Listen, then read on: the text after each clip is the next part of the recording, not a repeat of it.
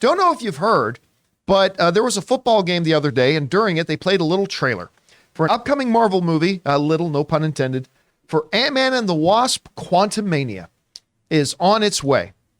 And a lot of people got very excited about the trailer. I personally liked it quite a bit. I wonder how it's going to play with general movie-going audiences. That aside, there's a lot of things to be excited about.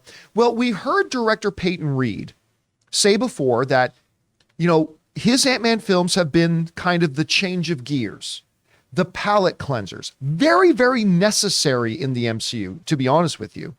But he said, I wanted this Ant-Man film to be an Avengers-level film.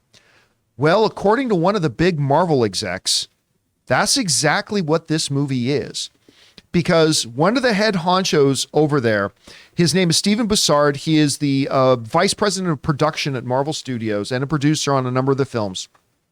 He was talking about the upcoming Ant-Man film, and he compared it to Winter Soldier and Civil War as far as its pivotal nature and everything coming in the MCU.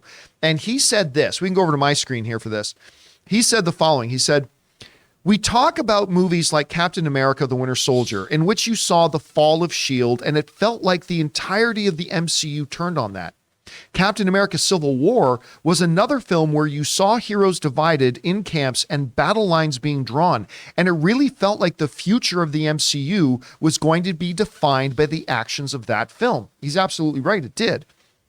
We really like the idea of making this Ant-Man film as important and integral to the MCU going forward.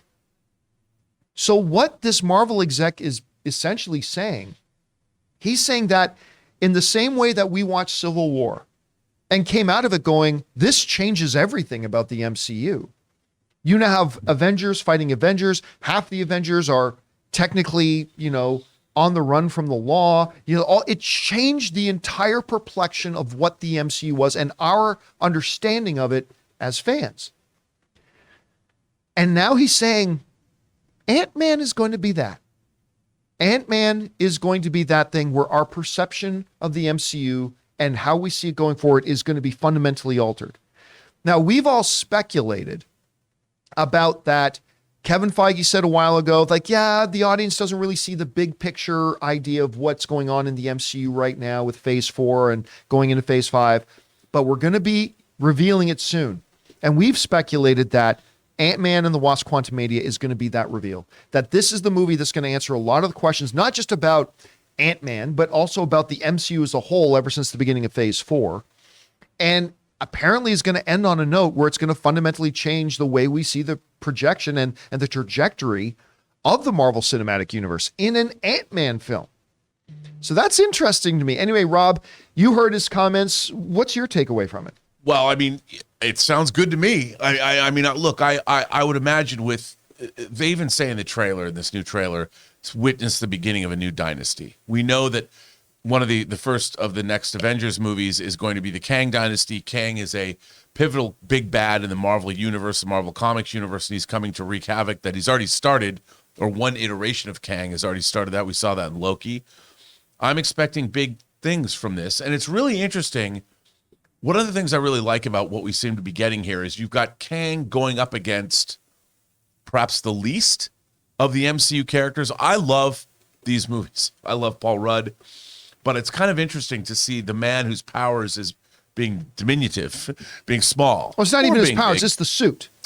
Again, kind of the Iron Man-ism of everything, but it's the suit that makes him small. Yeah, but the idea that it's him who's the front line of defense against Kang, I love. I think this idea is great. And of course, the stakes are high. He's fighting for his daughter, his family, and I guess the rest of the human race. It's going to be really interesting to see where they play this out. And we've talked about how interested we are in what else is happening in this movie. Are we going to see them kill a bunch of Avengers in various variants, or I don't know.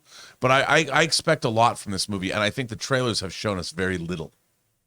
Chris, we're hearing these comments. Ant-Man is coming. I mean, Ant-Man has been, as a sub-franchise in the MCU, it's been one of the lower box office ones. It's been our sorbet. But both hovered around this. I think that you can double check this for me, Taylor, but I think it hovers around the $600 million mark normally. But they're saying this is going to have like major implications.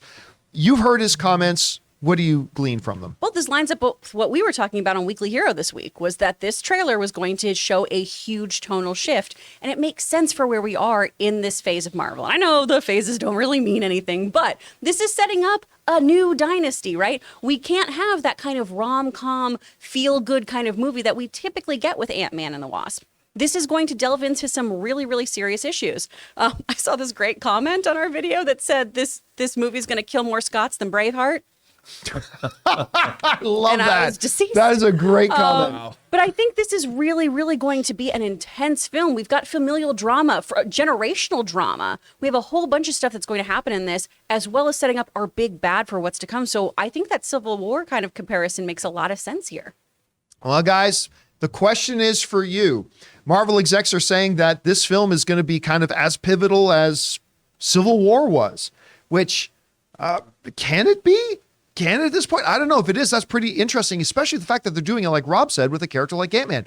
What do you make about these comments? Whatever you guys think, jump down into the comments section below and let us know your thoughts. We want to thank one of the sponsors of this video, ExpressVPN. Guys, you ever hear of data brokers? They're the middlemen collecting and selling all those digital footprints you leave online. They can stitch together detailed profiles which include your browsing history, online searches, and location data. They then sell your profile off to a company who delivers you a targeted ad. No biggie, right? Well, you might be surprised to learn that these same data brokers are also selling your information to government agencies like the Department of Homeland Security and the IRS. And you don't want the tax man showing up your door because of some search you did on your phone. So mask your digital footprints and protect yourself with ExpressVPN. One of the easiest ways for brokers to aggregate data and tie it back to you is through your device's unique IP address, which also reveals information about your location. When you're connected to ExpressVPN, your IP address is hidden. That makes it much more difficult for data brokers to identify who you are. ExpressVPN also encrypts 100% of network traffic to keep your data safe from hackers on public Wi-Fi. So make sure your online activity and data is protected with the best VPN money can buy. Visit expressvpn.com/Campea right now and get 3 extra months free through my special link. That's expressvpn.com/Campea.